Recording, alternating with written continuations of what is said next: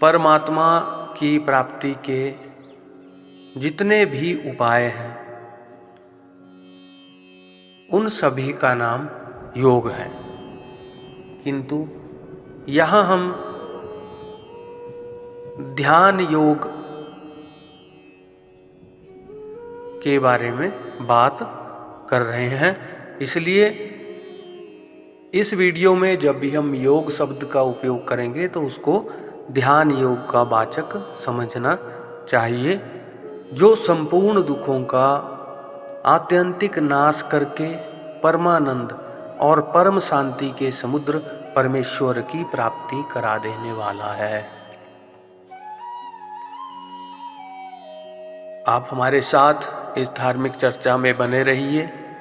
अगर आपने हमारे चैनल को सब्सक्राइब नहीं किया है तो चैनल को सब्सक्राइब कर लीजिए, ताकि इस धार्मिक यात्रा में आप हमारे साथ बने रहें और जब भी हम कोई नई वीडियो YouTube पे डालें तो आप उसका लाभ ले सकें। भगवान श्री कृष्ण श्रीमद् भागवत गीता के 6ठे अध्याय में अर्जुन से ध्यान योग के विषय में कहते हैं कि हे अर्जुन, यह योग ना तो बहुत ही ज्यादा खाने वाले का और ना बिल्कुल नहीं खाने वाले का, तथा ना बहुत शयन करके और न सदा जागने वाले का ही सिद्ध होता है। जैसा हमने पहले बात की, यहाँ पे योग ध्यान योग का वाचक है। यहाँ पे प्रश्न ये उठता है कि बहुत ही ज्यादा खाने वाले का और बिल्कुल ही नहीं खाने वाले का ध्यान योग क्यों सिद्ध नहीं होता है। ठूंस ठूंस कर खा लेने से नींद और आलस्य बहुत ही बढ़ जाते हैं तथा पचाने की शक्ति से अधिक पेट में पहुंचा हुआ अन्न भांति भांति के रोग उत्पन्न करता है। इसी प्रकार जो अन्न का सर्वथा त्याग करके कोरे उपवास करने लगता है, उसकी इंद्रिय, प्राण और मन की शक्ति का बुरी तरह से ह्रास हो जाता है और ऐसा साधक ना तो आसन पर ही स्थिर रूप से बैठ सकता है और ना परमेश्वर के स्वरूप में ही अपने मन को लगा सकता है। इस प्रकार ध्यान के साधन में बहुत विघ्न उपस्थित हो जाता है। इसलिए भगवान श्री कृष्ण कहते हैं कि ध्यान योगी को ना तो आवश्यकता से अधिक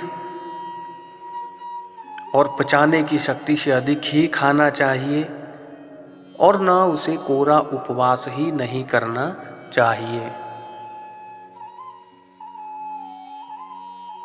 ध्यान योग के साधक को एक संतुलित आहार ही लेना चाहिए।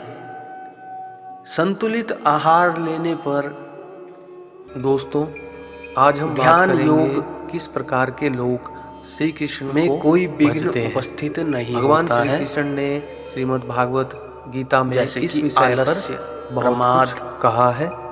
और अगर कोई साधक बिल्कुल ही नहीं खाता क्या क्या प्रकार होते हैं और उन भक्तों में कौन का ध्यान है। तो दोस्तों वीडियो को अंत तक देखें और हमारे चैनल उसकी भूख सब्सक्राइब करें, बार बार जाता रहे अगर आपने अभी तक नहीं किया है, ताकि नए वीडियो से वो नोटिफिकेशन रह सकता है पहुंच सके। लेकिन श्री कृष्ण ने कहा है ध्यान योग के मार्ग करने वाले बाधा के रूप में जो भक्त होते हैं वो 4 प्रकार के होते हैं। श्री कृष्ण ने कहा है अर्थार्थी भक्त, ध्यान योगी को एक संतुलित आहार लेना चाहिए, ज्ञानी भक्त और आर्त भक्त। भगवान ने कहा है जो अर्थार्थी भक्त होते हैं वो अपनी कामनाओं की पूर्ति के लिए सिर्फ भगवान पर ही निर्भर रहता है और इसके लिए भगवान का भजन करता रहता है आने वाली वीडियोस में अर्थात ध्यान योगी के विषय में ही कुछ सुग्रीव, विभीषण और बातों पर विचार करेंगे। नाम आता है।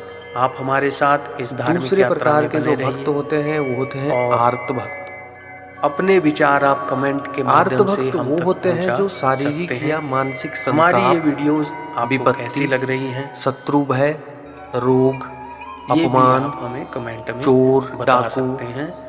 जय श्री कृष्ण। इनके अत्याचार